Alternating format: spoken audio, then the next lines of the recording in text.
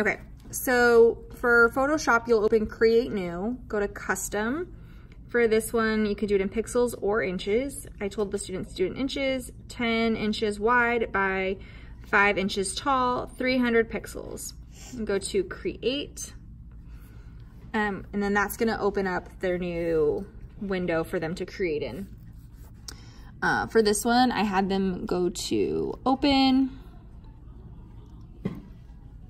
and to find a textured image. So I'm gonna do that. So wherever they store their photos, wherever you store your photos on your computer, so you might put them on your desktop or onto downloads. I put a lot of my stuff on my desktop, and then I have them in, let's see if I have any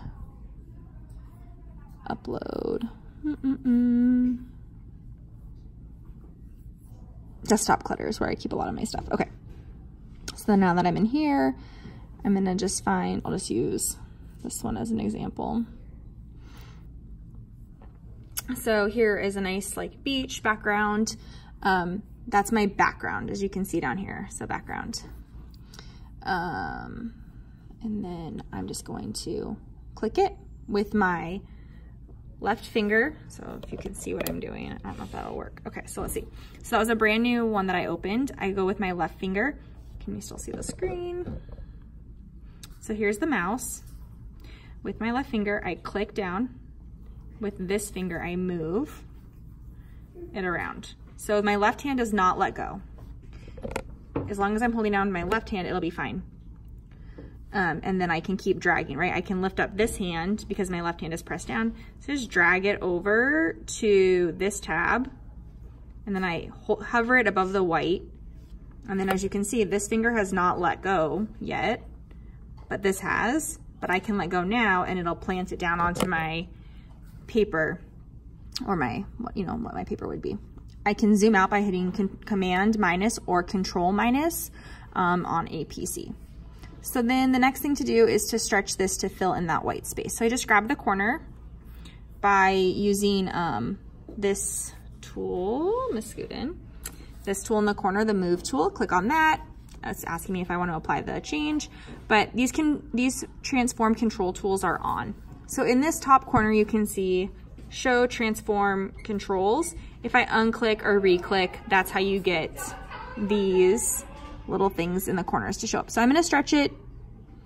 It might be a little more pixelated than I'd like, but it's fine for this project. Okay, so I move it. So now over here in the bottom corner, you can see that there's background, and then there's layer 1. So the background is just plain white, and then my layer that I just added is layer 1. Okay, so then I have a rectangle. So down here, there's the rectangle tool. Boop, boop, boop. If you right click on it, there's other options, but I'm gonna use the rectangle tool. So I'm gonna click on that, then I go down to the bottom. I want a white, we'll say white, okay. I'm gonna zoom out so you can like hopefully see what I'm doing on this. Maybe we'll zoom here. Okay, so then in the top corner, I click down. With my left finger, I'm holding down as I drag with my right hand. Using it this way allows me to like move this around and like let go because my left hand is still pushed down onto the pad. So now I've drawn a white rectangle over my layer 1 image and on top of my white background image. So that's 3 layers working in this lower corner. Okay, so then the next thing I'm gonna do is go over to my text tool. I hit enter just to plant that down. I click on the text tool. I click the black box or the color box. I hit okay. Then I click down and I would just do a test or example text. This one, I need to highlight it, and then I need to go up to my fonts and choose a font that's quite a bit thicker. That way the example will show up thicker. And I also want to increase the size. So I'm going to increase the size to 300. That's too big, so I'm going to drop it down to 200. Enter. I'm going to grab this. With the Move tool, I'm going to scoot it in. My conform tools are on, so I'm going to just shrink it. I don't want it to shrink awkwardly, so I'm going to just keep shift down so it can be in perspective. Then I lift up. Okay, so I'm going to move it back. It's still too big. I'm going to grab that, shrink it, let go, center it, and it does fit on there, so I can just use my arrow tool to move it up or down.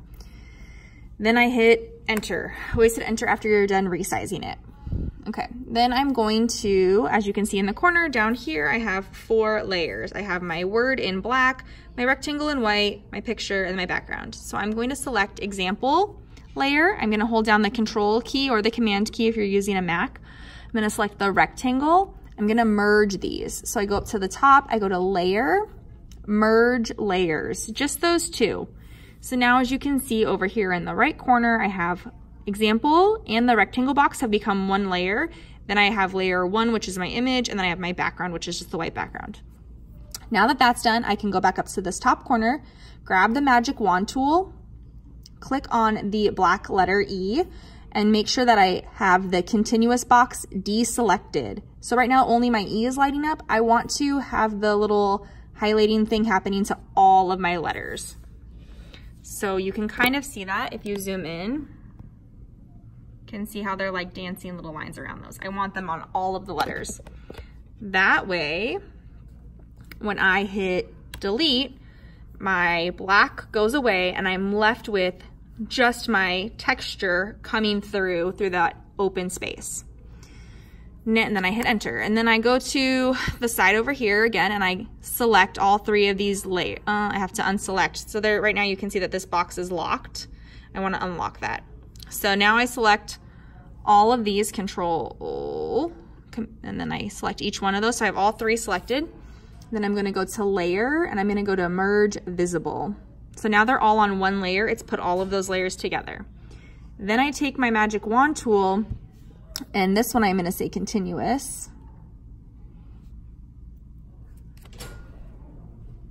And then I'm going to select that, and then I'm gonna hit delete on that, and it's gonna leave just that continuous outline around there, and it's clear. You can see the checkered board. That means that it's a see-through image. So now just my words, if I hit Control D, that's gonna deselect it. Now just my words are left there, and that's how you create the textured text. I'm going to save it as a PNG. So I would say like example, and it's gonna wanna automatically save the format as a Photoshop one, and I'm gonna say PNG.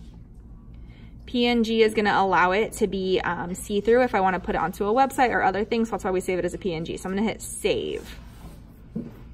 I'm gonna say okay. And I am gonna save a copy. I always save 2 copies, a PNG and a Photoshop copy. And then I'm gonna save that as well. So now I have it, and then I'm just gonna repeat that steps 4 more times so that I have 5 different text options.